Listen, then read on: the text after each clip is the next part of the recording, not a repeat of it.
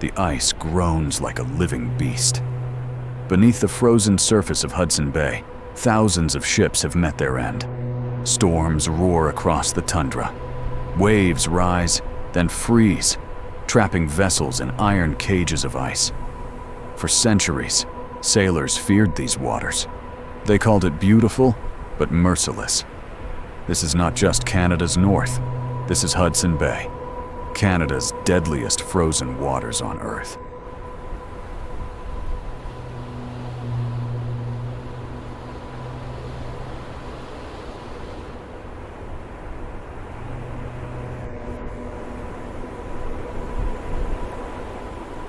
Hudson Bay stretches vast across the Canadian North, a sea so large it feels like an inland ocean. Bordered by Quebec, Ontario, Manitoba, and Nunavut, it has shaped Canada's history for centuries. To Indigenous peoples, it was a source of life. To European explorers, it was the gateway to the riches of fur and trade. But it was also a trap. The bay lies frozen for much of the year. When the ice breaks, violent storms sweep across its shallow basin. Its tides, among the highest in the world, turn waters unpredictable. The Hudson's Bay Company built an empire here. Traders braved icy currents to deliver goods and furs, but many never returned. The bay became infamous not just for its remoteness, but for its cruelty. Ships were crushed in ice. Storms tore them apart. Even today, modern vessels struggle. For those who sail here, the North's beauty hides a brutal truth. Hudson Bay is not forgiving. It is waiting. What makes Hudson Bay deadly is a cruel combination of geography, weather, and ice. Its shallow waters magnify storms.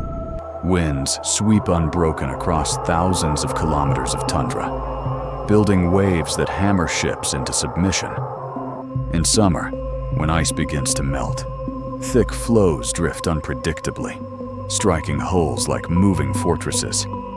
A vessel can be trapped, immobilized, crushed. The tragedies are countless. In the 17th century, English explorer Henry Hudson himself was abandoned by his mutinous crew in these waters. His ship, the Discovery, vanished into the ice. He was never seen again. In the centuries that followed, dozens of fur-trading vessels met the same fate.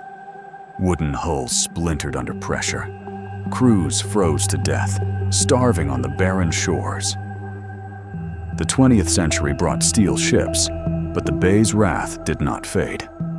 In 1940, the cargo vessel Nascope struck hidden rocks near Cape Dorset after battling thick fog. She sank swiftly in the icy sea, though most of her crew miraculously survived. Other ships have not been so fortunate. To this day, wrecks litter the seabed, rusted skeletons of freighters, memories entombed in silence. And storms. They come without warning. Fishermen tell of sudden squalls, where skies blacken, winds scream, and waves shatter against decks. Temperatures plummet. Rain turns to sleet, then ice. Men cling to rigging as frost forms on their hands.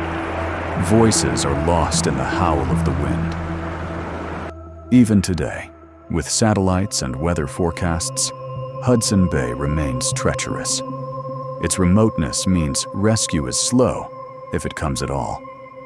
A storm in these frozen waters can turn deadly in minutes.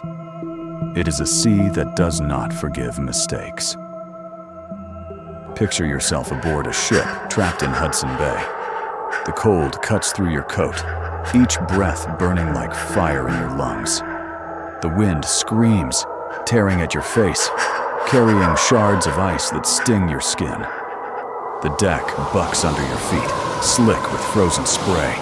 You cling to the rail, knuckles white, as the ship groans in the storm. Then you see it. Rising from the darkness, a wall of water, higher than any building you've ever known. It carries chunks of ice, glowing white in the flash of lightning. The sea seems to hold its breath, waiting. The next moment, the world collapses. The wave slams down. Steel shrieks, masts snap, men vanish into the black. And in a single heartbeat, you are no longer fighting. You are sinking, claimed by Hudson Bay's frozen graveyard. Today, Hudson Bay still feeds life into Canada's north. It supports fisheries, sustains Inuit communities, and connects remote towns.